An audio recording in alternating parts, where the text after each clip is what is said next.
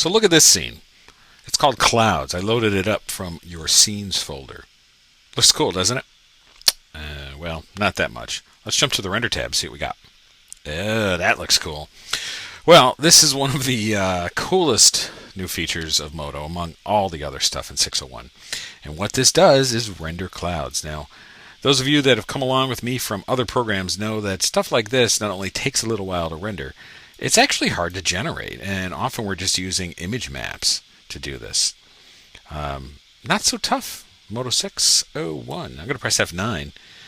I've got a process going in the background, but while my other thing is actually exporting a video, this thing's actually rendering clouds. And I'm on a laptop, believe it or not.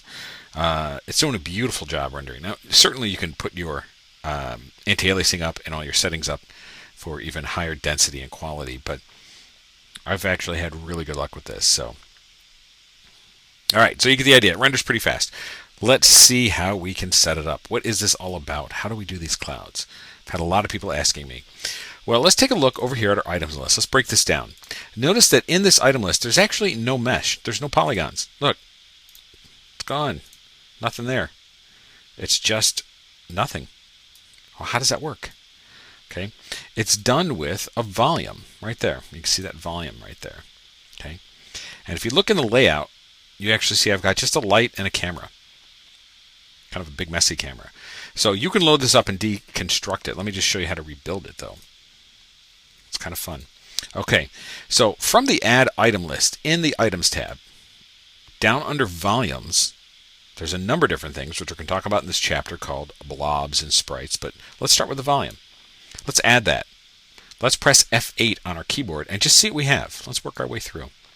Okay, now let's get to a, this is our camera view, so we don't really need to move that around, but this is actually what that cloud was generated from. Yes, just this one little blob. Now the volumes are cool because it's just this noise that renders. Okay, it's a volumetric renderer or something. I don't know the programming language, but I do know what it does. So let's take a look at the settings down here. Well, we've got our typical transform, position, rotation, scale, and so on.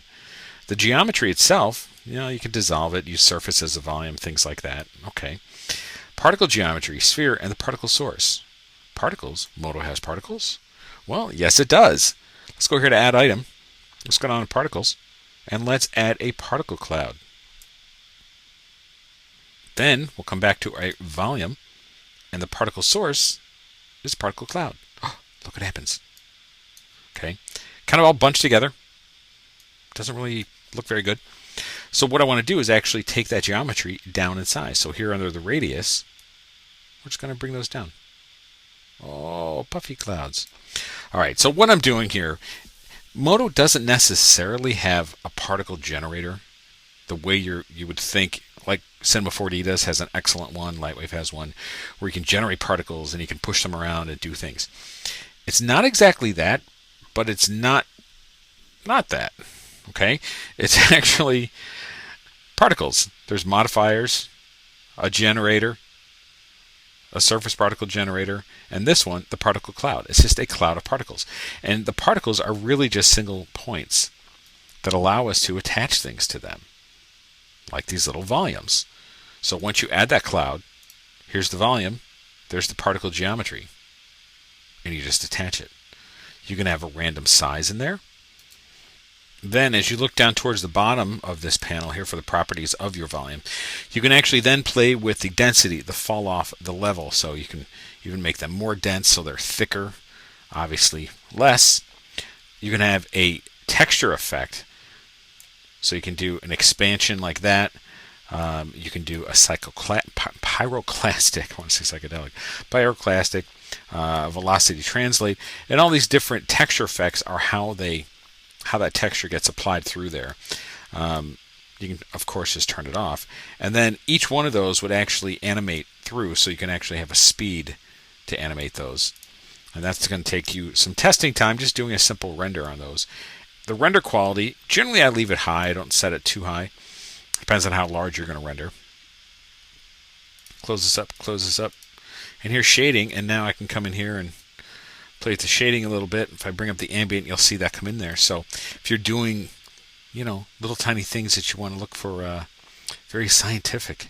You can do that right in here. You know, little cells in a petri dish. Come back to the geometry and maybe dissolve these out, make them just very thin, just like that. Then you can go into the shader tree, open up the environment, and then play with that gradient in that environment. Or you can just make it constant and, pick a color. Or maybe just do a simple 2-color gradient so that the top is a kind of a sciencey type red, and then the bottom a little bit darker, like that.